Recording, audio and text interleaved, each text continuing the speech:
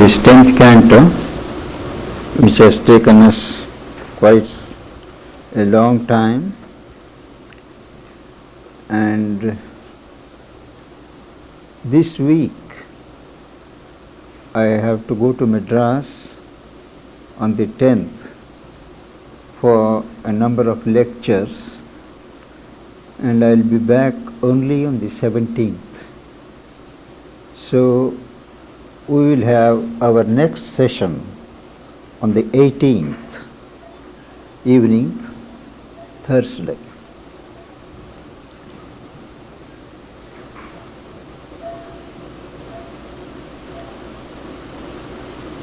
We were reading, "Our error weds new knowledge on its way. Its darkness is a blackened knot of light." That is, the errors that our mind makes, they are not all errors. They go on adding new knowledge in their due course. And if it is darkness, it is not all dark.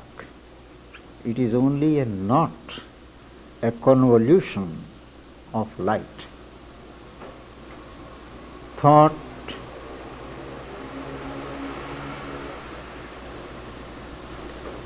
dances hand in hand with nations on the grey road that winds towards the sun. The road that slowly but surely winds its way towards the sun is a grey road full of vagueness, and on that road, thought in its journey dances hand in hand with nations. That is, it is involved inseparably from nations, which is the root of ignorance. So, however high mental thought may soar, something of it is always tied down to inconscience, to nations. Even while her fingers, her means thought, fumble at the knots which bind them to their strange companionship, into the moments of their married strife, sometimes break flashes of the enlightening fire. Ignorance, I mean the thought, the reasoning mind, does feel the pressure of thought knots that tie it down. So it tries to fumble at the knots, trying to untie these knots which bind these fingers to the strange companionship between nations and reason. Still, in moments, there are certain moments during their clash of married life between the reasoning mind and nations, when some flashes of enlightening fire from above break through. Even now, great thoughts are here that walk alone. This is a famous sentence of Sri Aurobindo. Even now, even in this passage of ignorance towards knowledge, great thoughts are here that walk alone. That is, they are not products of our thought mind. They have not come up from below. Those great thoughts have sailed into our ken and walk alone, because there are no comparable thoughts produced by our thinking mind. So these great thoughts walk alone, waiting for the moment when they can manifest. Armed they have come with infallible word, in an investiture of intuitive light, that is a sanction from the eyes of God. These great thoughts, they are armed not with weapons, but with the infallible, the just, the never failing word, that is with mantric potency. They are armed with the power of a mantra, which gives an exact expression to the thoughts. And this infallible word has been given as a sanction from the eyes of God in an investiture of intuitive light. That is a sort of crowning, a sort of vesting these thoughts with the power of the word at the height of intuition. Announcers of a distant truth, they flame, arriving from the rim of eternity, from the borders of eternity. These thoughts come and flame, shine, announcing a distant truth, the advent of a truth still to come. A fire, then the poet says, a fire shall come out of the infinitudes that are still above. A greater gnosis shall regard the world, a greater knowledge mind, a greater consciousness of truth shall look at this world, crossing out of some far omniscience. This fire, this gnosis shall step out from some omniscience, all knowledge far above, on lustrous seas from the still rapt alone. It will sail across luminous waters of the seas. From where? From the still rapt alone. Alone, to denote that that being, that reality is untouched, unconnected, living by itself on lustrous seas from the still rapt alone, to illumine the deep heart of self and things, not to illumine the mind, not to illumine the reason, but the heart of self and things. This truth consciousness will first light up the heart, find room in the sanctuary of the heart and not in the thought mind. But the next step is a timeless knowledge it shall bring to mind. But to the heart it brings illumination. the light of truth, but to the mind a timeless knowledge, its aim to life. It will give aim to our life which is apparently aimless, to ignorance its close.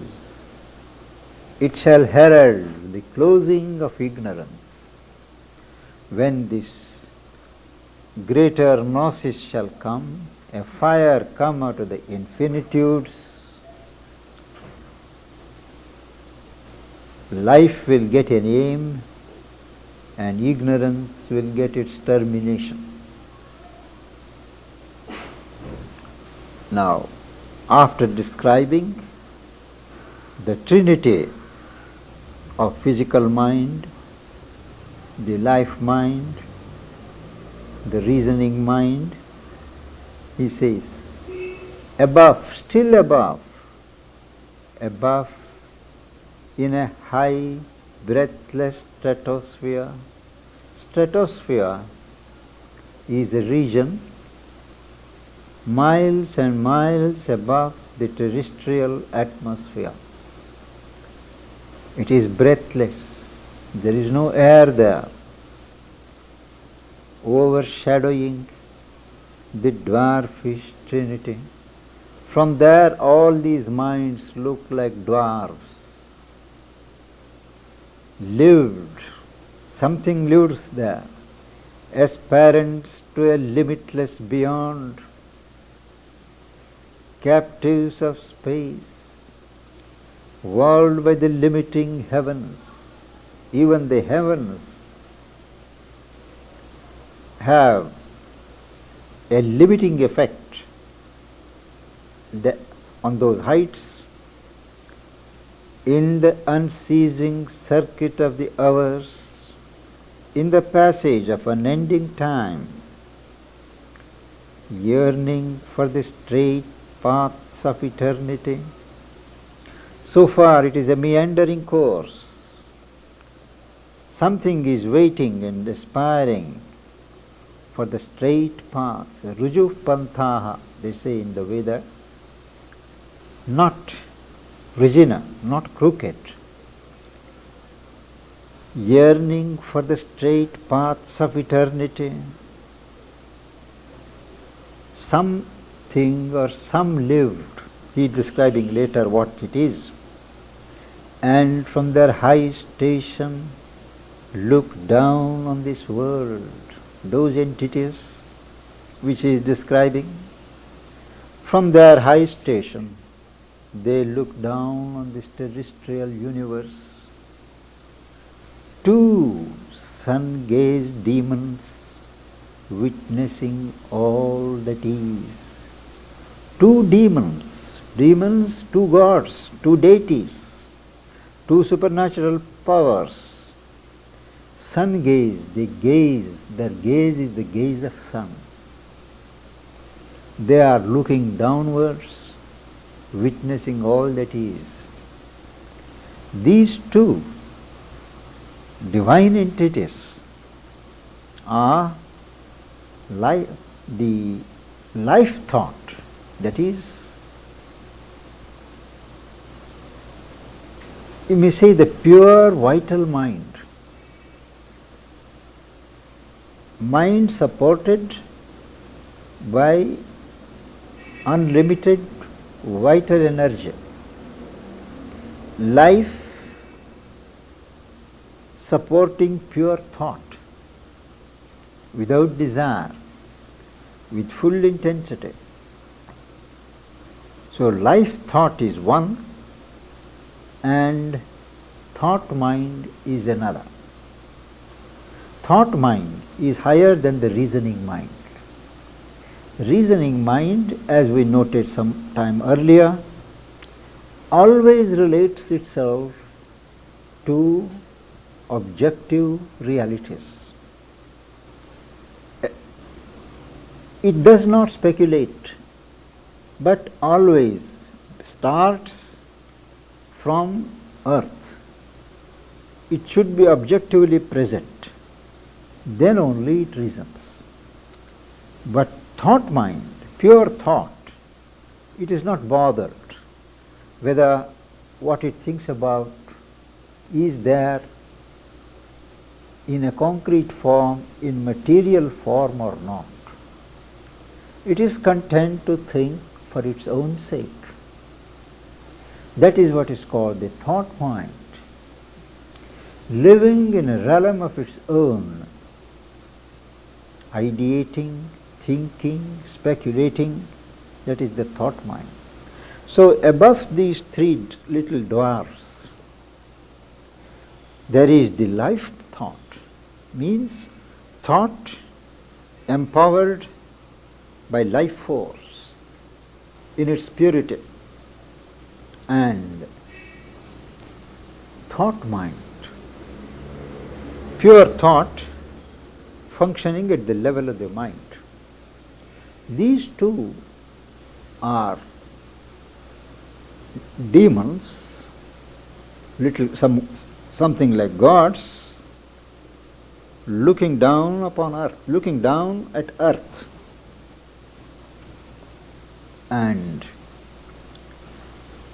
describing the life thought, a power to uplift the laggard world. The world is lazy, the world is sunk in inertia, but this power of life, life thought, it can uplift the laggard world. A power to uplift the laggard world, imperious, rode a huge, high-winged life thought. It is riding with its high wings, imperious, nobody can resist it, in a sovereign sway, unwont to tread the firm and changing soil. It is not used to walk upon this earthly soil where everything is the same and nothing ever changes. It will always ride high, driving the laggard earth, laggard world to rise above. Accustomed to a blue infinity, blue to indicate the divine consciousness. It planned in sunlit sky and starlit air, that is, in a very wide space where the sky is lit by the sun and the air is illumined by the stars, to indicate a very wide and unlimited firmament. It saw afar the unreached immortals' home. The home of the immortals is not yet reached, but it is able to see that, life thought, and heard afar the voices of the gods. The inhabitants of the higher world, their voices it can hear.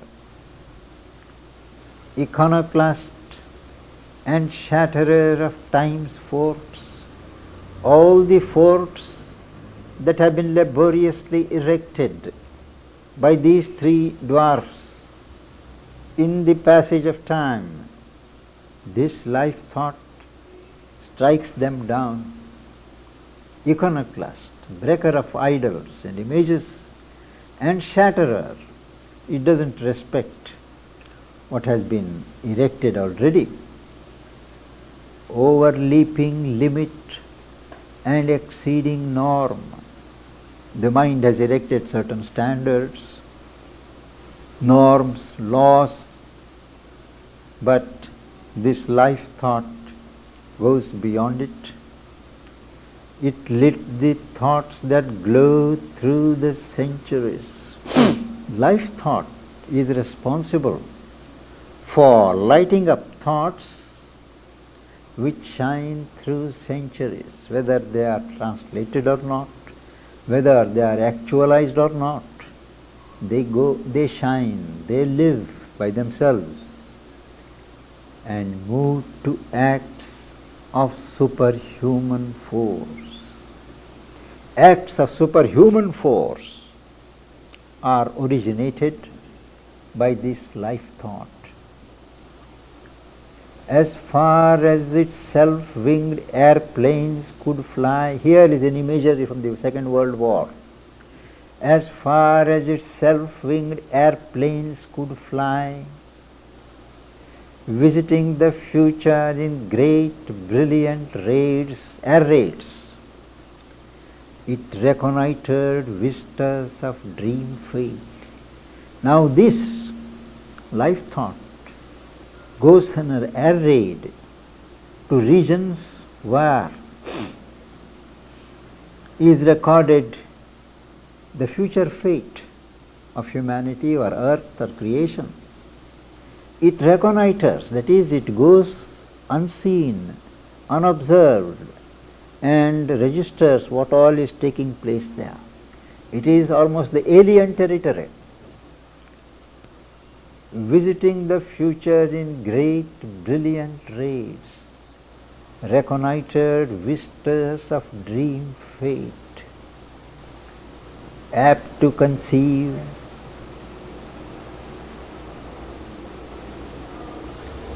thus far about life thought. Then the second demon, that is the thought mind. Here is the description. Apt to conceive, unable to attain.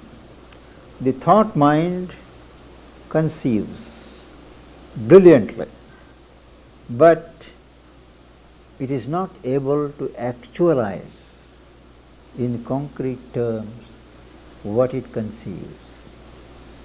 It drew its concept maps and vision plans. It has number of concepts, and those concepts it draws in the form of maps and draws up plans of its vision. These maps and plans, however, too large for the architecture of mortal space. They are too large for the architects of our mortal space.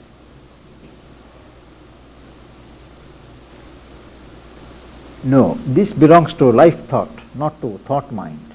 It is still the description of the life thought. They are like the air raids and brilliantly conceiving but failing to actualize. It is too large for the architecture of mortal space. They call it simply, in vulgar language, impractical.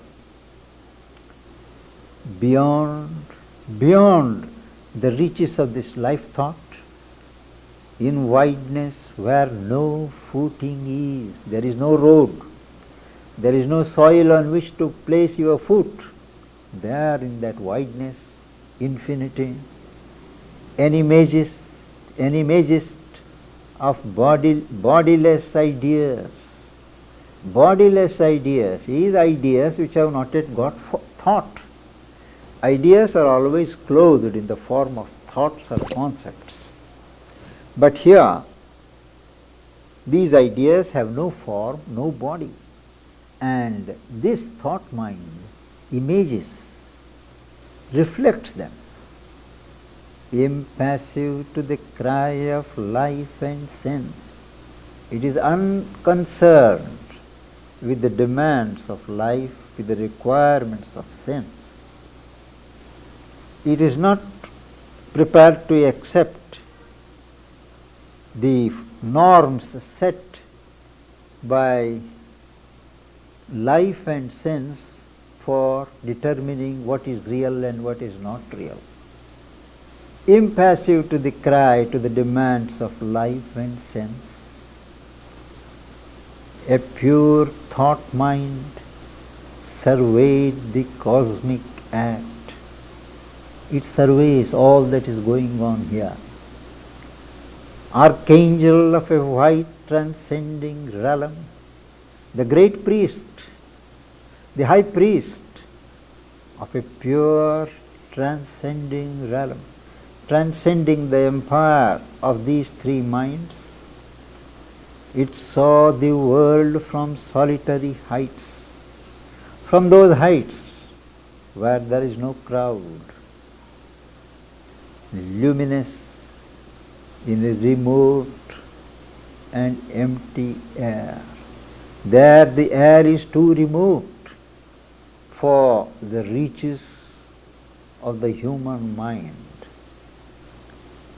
and it is vacant of the noises of the lower trinity of mind.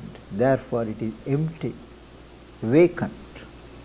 And in that stratosphere, these two demons, life thought and thought mind, are surveying the cosmic act. And I believe the next canto, Canto 11, speaks of their activities in detail, the kingdoms and godheads of the greater mind, which we shall begin on the 18th when we meet next.